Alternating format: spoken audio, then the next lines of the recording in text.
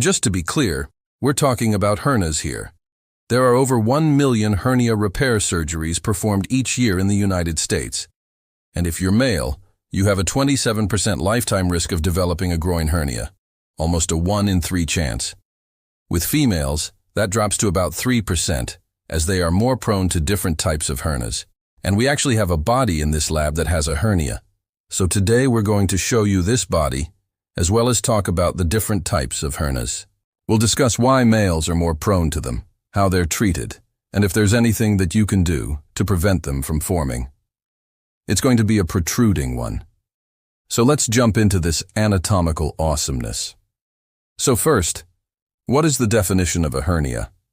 A hernia is an organ, or part of an organ, that protrudes through the abdominal wall. And if I reflect this thoracic and abdominal wall out of the way, the hernia could be some of this fatty tissue and/or pieces of the small intestine. Now, there are 2 types of hernias that we're going to focus on. One is a ventral hernia. The second is a groin hernia. And as I already mentioned, groin hernias affect males more, whereas ventral hernias tend to affect females more. And again, we'll talk about why these differences exist in a second. So let's start with the ventral hernias. If you take a look at this other cadaver, you can see that we've removed the skin, which includes the epidermis and the dermis. And we've also removed the third layer under the skin called the hypodermis, which is made of fatty or adipose tissue. And right here you can see that we've exposed the left part of the rectus abdominis muscle, which most of us refer to this as the six-pack muscle. And so I should take a quick second to give inspiration to all by saying, everyone has a six-pack, so be proud of yourself. It's just that you may or may not be able to see it depending on how much adipose or fatty tissue is covering it up. But anyway, on this six-pack muscle, or this rectus abdominis, if you look closely, you can see these tendinous intersections or tendinous inscriptions, which separates the muscle into its individual blocks. You can also see on the right side of this cadaver, we didn't remove this white, somewhat transparent-looking tissue called the rectus sheath, which is just this connective tissue sheath that covers up the rectus abdominis. Now, another structure that is really important for our hernia discussion, specifically the ventral hernia, is this structure here called the Linea Alba, which simply translates to white line.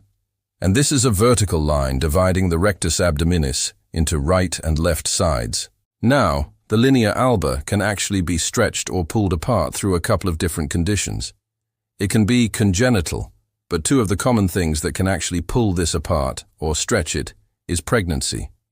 So, a baby growing inside can literally start to pull apart this line, or central obesity, which is a common cause in men. And this pulling apart of the Linea Alba is actually referred to as rectus abdominis diastasis, or diastasis recti. Now, if the Linea Alba stretches or gets pulled apart, which you can actually see on this particular cadaver, it's a bit wider than normal, and this is likely due to a high amount of visceral fat underneath the muscle. But again, if the Linea Alba gets pulled apart, it creates a weakness in the front or the ventral aspect of the abdominal wall, making it more likely for someone to develop a ventral hernia. Now, this particular cadaver does not have a ventral hernia.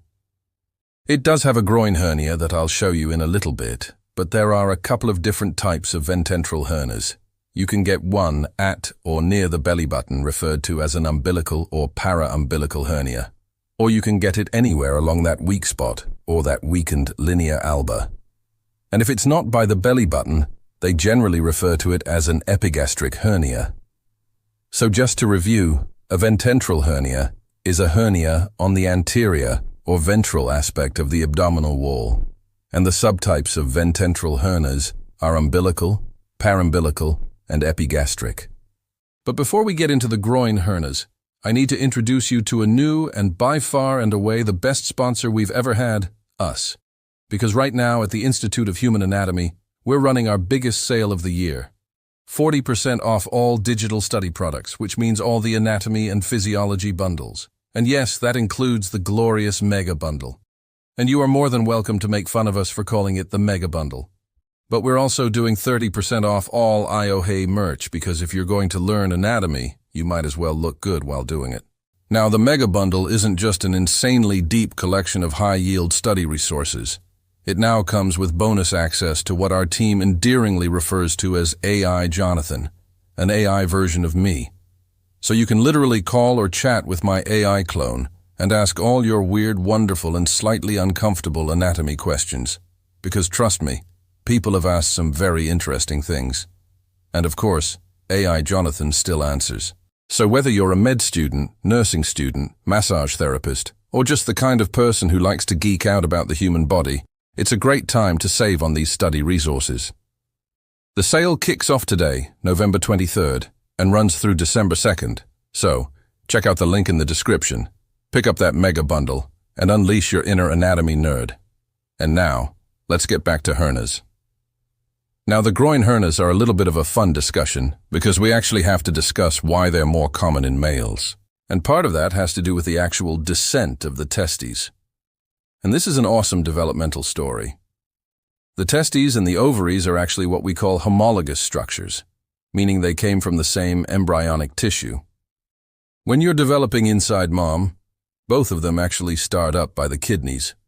But while you're developing, both descend down to just medial to these bony landmarks, called the anterior superior iliac spines, most often abbreviated as ASIS for obvious reasons. Now, the ovaries are like, we're good, we'll stay right in here. But the testes get a little bit more adventurous, if you will, and they actually push into the abdominal wall and herniate to the outside of the body. Now, many of you have likely seen people with defined abs, and you may have noticed the V-shaped lines. Those lines are created by a ligament called the inguinal ligament. And you can actually see where this ligament is located on this cadaver dissection, just right where this crease is.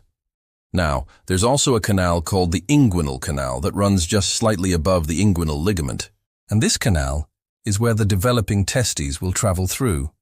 And as they travel through this canal, they'll pull veins, arteries, nerves, the vas deferens, which gets cut during vasectomies. And they even pull muscle with them.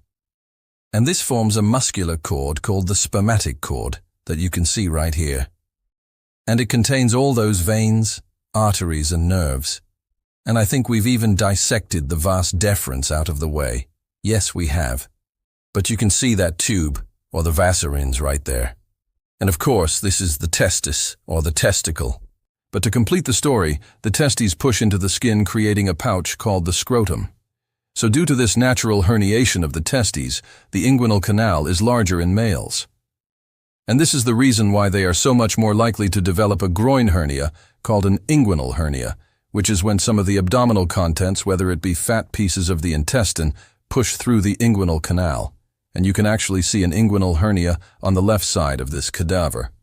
This bulge that I'm touching with the probe and kind of pinching with my finger right here. This is really cool. I mean, look at this thing. And this was just a random discovery that we found on this body during the dissection process. Now, there's actually another groin hernia called a femoral hernia, where abdominal contents push through the femoral canal, which is near the femoral artery and vein that you can see right here. And so the abdominal contents would push down from the abdomen in this direction. And these femoral hernias are actually more common in females. But even though they're more common in females, they only account for 3 to 5% of all hernias, whereas inguinal hernias make up 75% of all hernias. So again, groin hernias, specifically the inguinal variety, are much more common in males.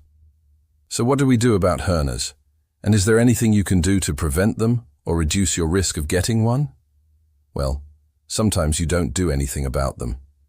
Some hernias are asymptomatic, meaning they don't cause any pain. Sometimes people will notice a small bulge around their belly button or even in their groin, and then they'll notice it's reducible, meaning that it'll just slide back into the abdominal cavity. Or I've even watched some people manually push their hernia right back in. In these cases, fixing these can just be a decision between the person and the physician if that person wants to actually do a surgical procedure to reinforce the wall with mesh. But some hernias can cause pain.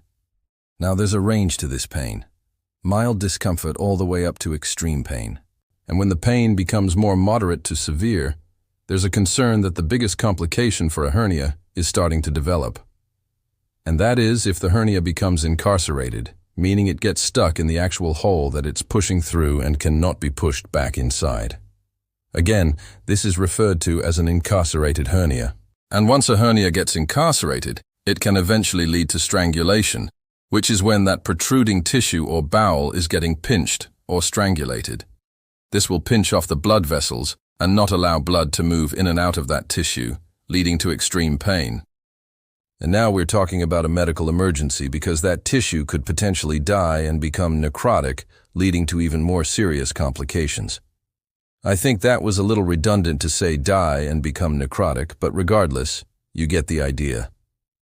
So in this case of having strangulation, surgery is going to be performed right away to reduce the hernia and patch the weak spot, typically with some sort of mesh. But is there anything that you can do to lower your risk of getting a hernia in the first place? While some factors like genetics are unavoidable, and still some people just have bad luck, lifestyle changes can reduce abdominal pressure and strengthen your core. And so here's a quick breakdown. Maintaining a healthy weight to ease intra-abdominal pressure can help, because the less visceral fat, the less intra-abdominal pressure.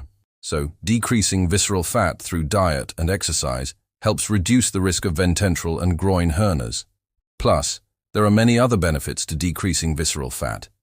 Eating enough fiber and drinking plenty of water also reduces risk. Why, you might ask? Well, if you eat high-fiber food, you are less likely to push really hard while you're having a bowel movement.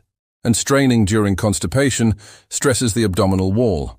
And let's do our best to strengthen that abdominal wall with core exercises to bolster muscles like the obliques and rectus abdominis, as this can help minimize weak spots from developing in the abdominal wall. So, I hope this gave you some useful information about hernias. As always, thank you for watching and supporting our channel, and we'll see you in the next video.